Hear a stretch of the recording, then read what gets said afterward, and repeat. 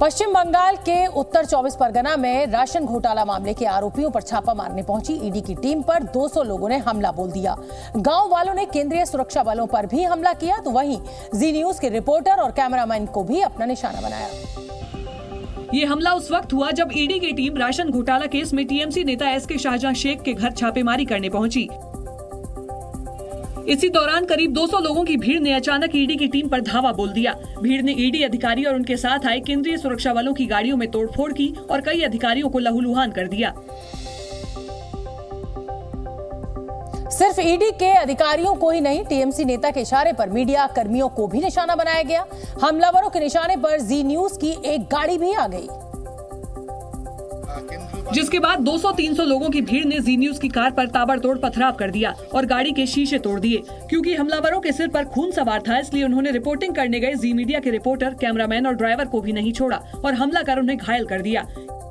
কাজ ভাঙা, গাড়ির উইন্ডস্ক্রিন ভাঙা, গাড়ির সাইডের প্রত্যেকটি কাঁচ ভাঙা, জি 24 ঘন্টার যে স্টিকার রয়েছে এই স্টিকার সহ সমস্ত কাঁচ একদম ভেঙে চুরমার করে দেওয়া হয়েছে। ये हमला इतना भयानक था कि कई मीडिया कर्मियों के सिर से खून बहता दिखा। कई लोगों के सिर पर गंभीर चोट आई तो कई मीडिया कर्मियों के नाक और कान के पास से खून बहता दिखाई दिया। और इस हमले की वजह से जांच करने पहुंची ईडी की टीम में खलबली मच गई। जांच एजेंसी जांच शुरू कर पाती उससे पहले ही उसे अपनी जान बचाकर वहां से लौटना पड़ा। खबर है कि टीएमसी नेता एसके शाहजहां शेख को पहले से ही ईडी की छापेमारी की जानकारी थी, इसलिए उसने अपने समर्थकों के सहयोग से हमले की पूरी तैयारी कर ली थी। और जैसे ही ईडी की टीम दल बल के साथ वहां पहुंची, सैकड़ों लोग नारेबाजी करते हुए आगे बढ़े और ईडी की टीम को चौतरफा घेर कर हमले शुरू कर दिए। 200 लोगों की भीड़ ने अधिकारियों को कार्रवाई करने से पहले ही पीछे धकेल दिया।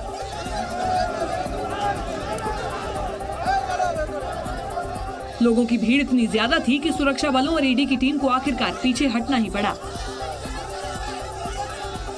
वहीं इस हमले में ईडी के जो अधिकारी घायल हुए थे उन्हें सबसे पहले हंगामे वाली जगह से बाहर निकाला गया। किसी तरह घायलों को भीड़ के चंगुल से निकालकर अस्पताल पहुंचाया गया और घायल अधिकारियों को इलाज के लिए कोलकाता के अस्पताल में भर्ती कराया गया। इस दौरान अस्पताल लाए गए एक शख्स की हालत काफी गंभीर दिखी। पत्थर लगने की वजह से उसका सिर फट गया था और सिर से खून को बहने से रोकने के लिए उसके सिर पर रूमाल लपेटा गया और फिर उसे इलाज के लिए तुरंत अस्पताल में भर्ती करा दिया गया। वहीं हमले के बाद सुरक्षा बलों ने हार नहीं मानी।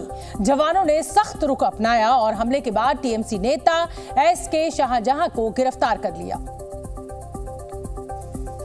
क्योंकि ईडी की टीम पर घेर कर हमला किया गया, इसलिए इस मामले पर सियासत भी गर्मा गई। बीजेपी ने रोहिंग्या मुसलमानों पर हमला करने के आरोप लगाए। वहीं बंगाल बीजेपी के अध्यक्ष सुकांत मजूमदार ने हमले की एनआईए जांच की मांग करते हुए केंद्रीय गृह मंत्रालय को पत्र लिख दिया। जो हमला हुआ है वो दिखाता है कि बंगाल में रोहिंग्या मुस्लिम जो है उनको घुस के बंगाल की पूरी लॉ एंड ऑर्डर को क्या कर चुके हैं। पश्चिम बंगाल के राज्यपाल सीवी आनंद बोस भी इस हमले के बाद बेहद सख्त दिखे और उन्होंने गृह सचिव और डीजीपी को तलब कर हमले के लिए जवाब मांगा और दोषियों पर कार्रवाई की मांग की।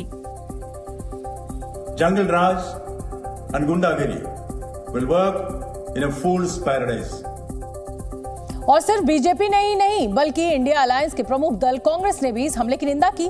भले ही ममता बनर्जी की party Trinamool Congress India alliance का हिस्सा है, लेकिन कांग्रेस ने इस मुद्दे पर ममता बनर्जी को घेरने में संकोच नहीं किया, जिसके लिए कांग्रेस सांसद अधीर रंजन चौधरी सामने आए। उन्होंने ईडी की टीम पर किए गए इस हमले को गुंडों का हमला बताकर सख्त कार्रवाई की मांग कर डाली। सत्तारूढ़ पार्टी के गुंडों ने, दरिंदों ने जो हमला बोला है आज ईडी के ऑफिसरों के खिलाफ, इसमें ये जगजाहिर होते हैं कि बंगाल में कानून और व्यवस्था की हाल कितना बुरा होते जा रहे हैं। ये पहला मौका नहीं है। पहले भी अधीर रंजन चौधरी ममता सरकार को गुंडों की सरकार बताते रहे हैं, लेकिन जब कुछ महीनों बाद लोकसभा चुनाव हैं और ममता बनर्जी इंडिया अलायंस का हिस्सा हैं, ऐसे समय में कांग्रेस की तरफ से ऐसे बयान सामने आने के बाद इंडिया गठबंधन के भविष्य पर सवाल उठाए जाने लगे। वहीं आरोपों के बीच सफाई देने के लिए टीएमसी को भी सामने आना पड़ा। टीएमसी नेता इस हमले को लेकर कुछ हद तक बैकफुट पर दिखे, लेकिन केंद्र सरकार पर आक्रामक रुख भी अख्तियार किया। और टीएमसी नेता कुणाल घोष ने इसे हमला नहीं बल्कि उकसावे का नतीजा बताया। संदेशखाली में जो हुआ वो एक प्रोवोकेशन का नतीजा था। बंगाल में जो हो रहा है रोज कहीं ना कहीं तृणमूल का किसी लीडर को डिस्टर्ब करने के लिए, हैरास करने के लिए, नेगेटिव न्यूज करने के लिए भाजपा का इंस्ट्रक्शन पर ये एजेंसी वालों और सेंट्रल फोर्सेस वहां पर जा रहा है। हालांकि कुणाल घोष की तरफ से ये बयान सामने आने के बाद बीजेपी और ज्यादा भड़क गई। बीजेपी नेता गौरव भाटिया ने सवाल पूछा कि घोटाले की जांच करने पर हमला बोल देना कितना जायज है।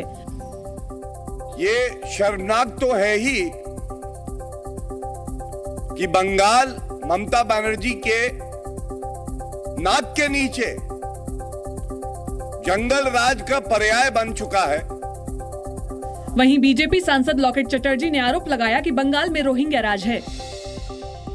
ईडी की ये कार्रवाई सिर्फ बंगाल में ही नहीं बल्कि हरियाणा में भी जारी रही।